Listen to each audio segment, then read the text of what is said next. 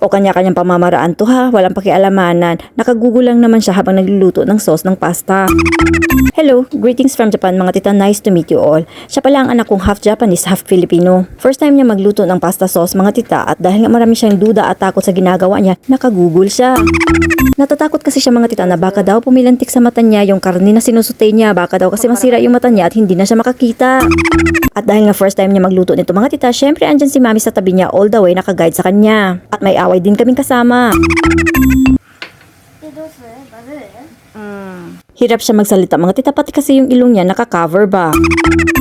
Gomen nasay. Shikari mazete.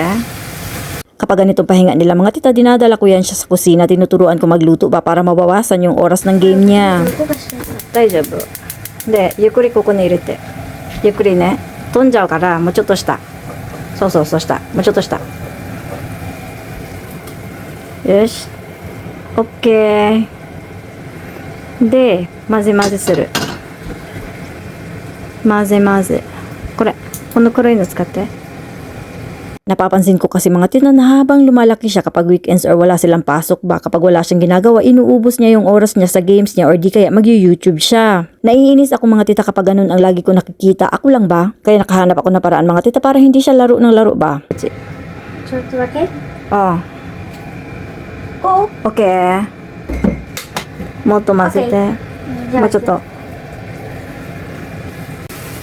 ゆっくりでいいからトマトソース。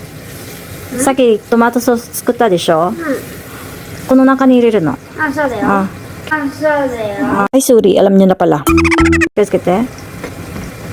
Kiyosukete yo.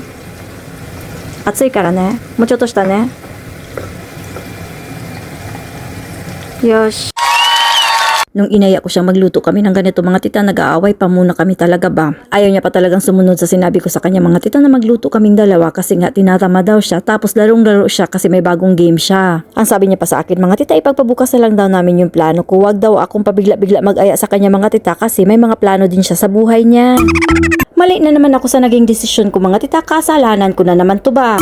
Pero buti na lang mga tita, halfway sa pagluluto at pag-aaway namin dalawa, nag-enjoy naman siya. Desorewa ikay miso ireru no.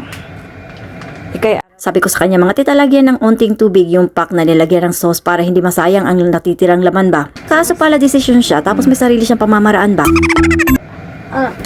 Cute! Oh my gosh. Ayun naman pala mga tita, dapat pigain lang daw yan ng pababa ng mabuti ba. Huwag daw lagyan ng tubig ang pasta sauce mga tita, papangit daw ang lasa. Ewan ko kung kailan siya natuto dyan mga tita, ngayon lang kami nagluto ba. Yan pala ang nanay niya mga tita, mukha pang dugyot sa umaga, hindi pa nakapag-ayos ba. To the rescue ang nanay mga tita sa mga bagay-bagay na hindi sinusunod niya. At habang nakaslow cook yung pasta sauce natin mga tita ng 10 minutes ba, andito yung kusinero nyo.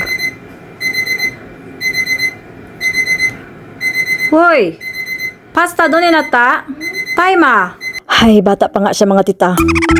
At ito na yung finished product niya mga tita. Ako ang nag-design niyan sa plato ha. Hindi pa siya marunong ng ganyan mga tita eh. At alam niyo ba mga tita, tuwang-tuwa siya. Nag-aya pa siya sa akin na kapag naubos daw tong sauce namin, magluluto ulit kami ba? Siya ulit ang magluluto. Palakpakan na muna natin siya mga tita. Bigla siyang nagkaroon ng motivation ba? At syempre mga tita, unahin nating patikimin yung tatay niya. Siya kasi ang bumili ng mga recados dito, di ba? Ito ng mga asawa ko mga tita, kapag pinapatikim mo siya ng mga niluluto namin ba, ay naku, hindi talaga mabibenta ang produkto mga tita, malulugi ka sa kanya.